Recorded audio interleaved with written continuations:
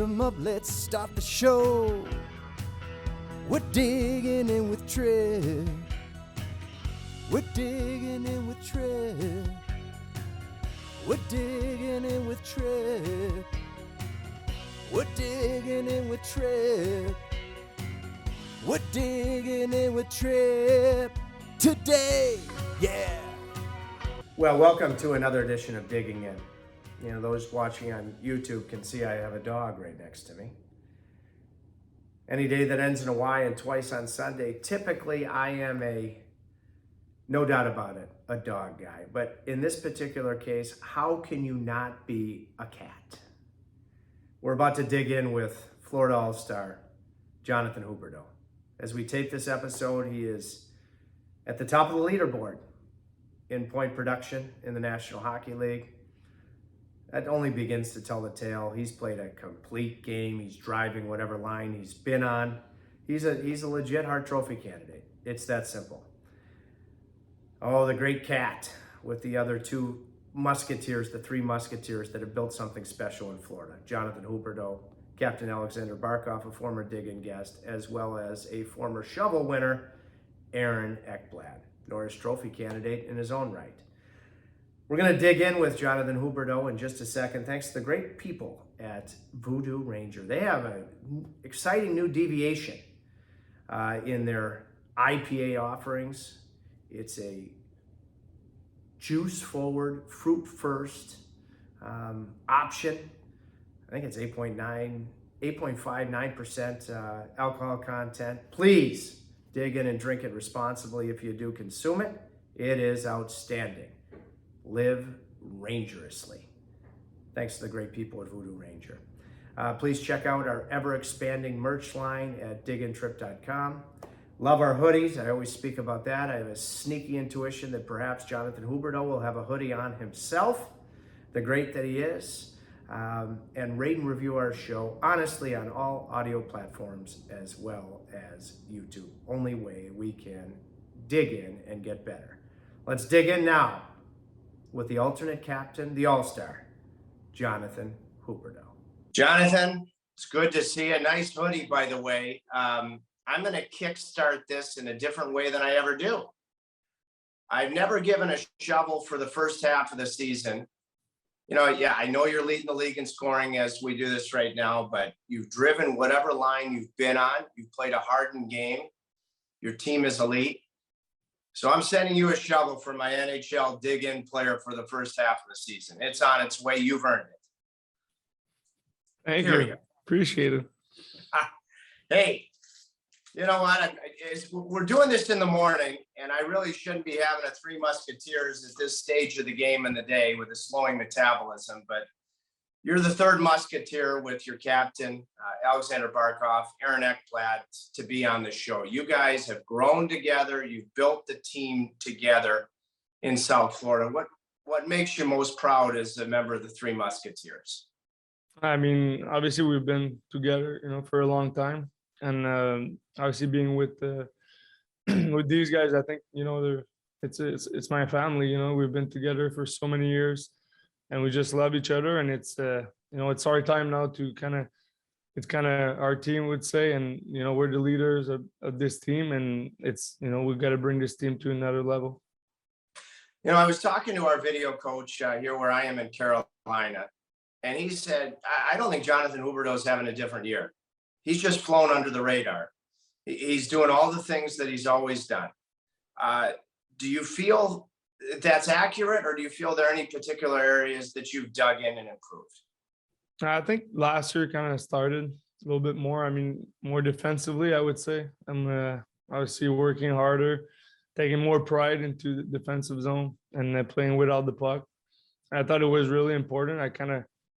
I figured out, I think, kind of later in my career, but I feel like obviously playing penalty killing is helping me as well, taking pride in that. And just my overall game, obviously you get like smarter, more confident.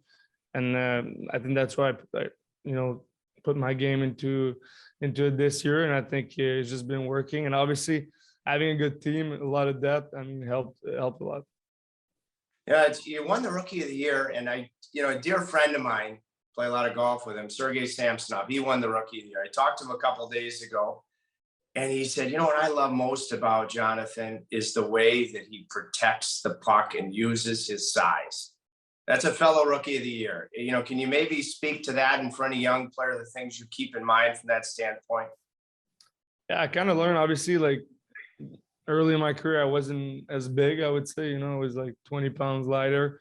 So a little different the way you got to play. But I think now being like, you know, 200 pounds, a little bit bigger, try to use, like, I'm not the biggest guy out there, but I try to use my hips a little bit more and kind of get like in front of the puck instead of like letting the puck go in front of me. I think I use my body a little bit more, and it's been helping me, I think, create a lot of space and giving me some time, you know, to make my plays. That's good stuff. You know, I've seen it here in Carolina, a couple of dazzling assists in overtime to declare in January. Oh, what a feed to Aaron Ekblad last week. But you can shoot the puck too. You know, you can do both. Do you consider yourself a pass first kind of guy, or just whatever the situation presents kind of guy? Yeah, obviously pass first. I think it's been kind of one of my issue. I feel like, you know, I don't shoot enough, and obviously I've been shooting a little bit more. Early in my career, I was like not shooting at all, and now I try to shoot a little bit more. But obviously, in my head is going, I want to make, you know, I think everybody better around me, and I'd rather have a nice assist than a nice goal, I would say so. Oh, you've had a couple that I've seen in overtime, dazzling assists. First time that you met Alexander Barkov, what do you remember? First time. Probably we didn't understand each other. And we still don't after 10 years or 9 years together. Now it's just like, obviously he's a quiet guy, and I was like more quiet too when I was younger because the language barrier. And but we just got along. We knew it, and I think like on the ice we didn't even need to talk. I mean, we founded that chemistry on the ice, and we just know, you know, we're kind of players that we can play together and be, you know, obviously be on the right page out there. So it's been just great, and he's just a great human being, and, you know, obviously his work ethic speaks for itself. Yeah, he is as much of a professional as I've ever seen, as humble and selfless as I've ever seen. Aaron Ekblad, first time that you ever encountered another Three Musketeers. Tell me about that. Probably saw him in the mirror. He used to be in the mirror a lot, like doing his hair for like 20 minutes. And I was just funny. That's like the memories I remember. And it's just been, I mean, we're really close, me and Aaron. And obviously we built that relationship throughout the years. But just remember, I mean, obviously like first overall, you know, good, really good guy, good person. I think, you know, is everybody is humble in our team. That's what we like about, and that's why we have, like, you know, I think now we brought like a lot of guys together, but I think starts with us, and I think the guys, you know, are down to earth, and it's just fun to talk with everyone. And obviously Aaron is one of the guys that I've been hanging out with him the most, and just a great person as well. Another guy that I love, this guy. As we tape this, he scored a goal last night. Radko Gudas, the Butcher. This guy, what a hat he wore to the game last night. That was classic. I saw that. Jonathan, in what you can share, what's the best one-liner that the Butcher, Radko Gudas, has ever delivered in the room? I mean, this guy doesn't even need to say anything. He's just like, just his presence, like, he's just insane. I mean, I think he took his game to another level with us, and obviously having more confidence, more playing time. I think like it just impressed me. I mean, I knew it was like he was a good defenseman, but I think like more worrying about hitting guys like when he was like playing against them. But now here, like sometimes he makes plays. I'm like, oh, I didn't know he could make these plays, and he has like a lot of poise with the puck, and really impressed me. And I think obviously his timing of hitting guys is just like incredible. I think he just like corners guys and they don't know where to go. And obviously, and off the ice, he's just the nicest guy, you know. So you wouldn't know when you don't play with him, you know. He's a nice guy off the ice because he's like mean when he plays. But just a great person, loving out with him. And, I'm so happy we have him in our team. And he's just been like tremendous since he got with the Cats. Yeah, I've noticed how well he's playing in your system. He transitions the puck with a really good tape-to-tape pass with pace as well. 2011. Jonathan, I'm just getting to know you. Hopefully at some point I graduate to calling you Hubie. But 2011 in Minnesota, you were just there. You went third overall. Redraft, you might go first, in my opinion. But what do you remember about the moment when the Panthers selected you? Yeah, that was just a special moment, obviously. Especially like that year, I wasn't even on the radar to get drafted or like end of the list, like 7th round or something like that. But I mean, I took my opportunity and worked really hard that year and kind of got better throughout the year. And when the draft day happened, I was obviously in like talk for the top 5. And when I saw the teams and stuff, like I was really like wishing that I was going to get drafted by the Panthers. It was a great opportunity for me. And, obviously just when you hear your name, it's just a moment that you'll always remember. And after that is just to work hard to play one game, in the NHL and stay there. And just, they always took care of me and just great organization. Yeah, you're a Panther. Is this in every sense, is this a true scoop? You grew up in Montreal. And Vincent Trocheck, our mutual friend, you stood up in his wedding. I know family's everything to you. Is it true that the Huberdeau family, you guys used to jump in the RV and slide on down to South Florida as a kid, so you were a Panther fan? Yeah, I mean, I wasn't a Panthers fan, so because I was coming to see Montreal against the Panthers. So I was cheering obviously for Montreal. But yeah, we used to take an RV, come here for 3 weeks around, like for a whole Christmas kind of break from school. And it was just a blast. And I think like, my story kind of crazy because like obviously I get drafted here and it's like I know the area because I've been here my whole like childhood. So it was pretty cool. And now I just feel like it's my second home here. Tell me about our man Troch. I mean, he has been, Jonathan, excellent. What a competitor. You guys are the closest of friends. When you think about your dear friend, Vincent Trocheck, what do you think about? Yeah, just to say too, like we've had so many, like we talk about Barkey, Eki, and Troch. I mean, me and Troch were driving, to the rink every day together. So we got to know each other a lot. And I know him and his family are really close too. Like, we're kind of the same values. And that's really important to us. And I think, obviously, it's a guy that works hard and a lot of dinners together, a lot of fun. Obviously, like it was sad to see him leave when he left Florida, but at some point, I guess we needed to change a little bit of the core group here.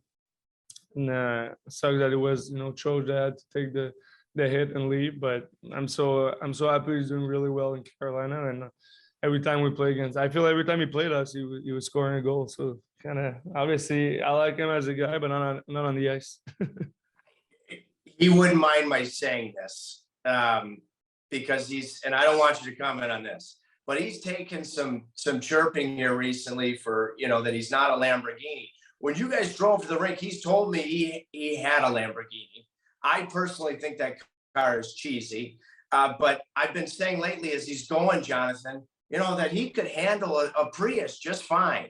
Do you think your dear friend Troch could, be 10-2 on the wheel and handle that Prius nicely?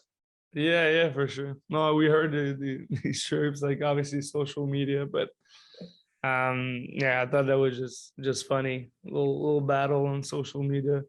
Never hurt anybody, but no, yeah, I mean, Troch. I mean, I've always been a car guy, so I think I had a Lamborghini. So you think it's cheesy?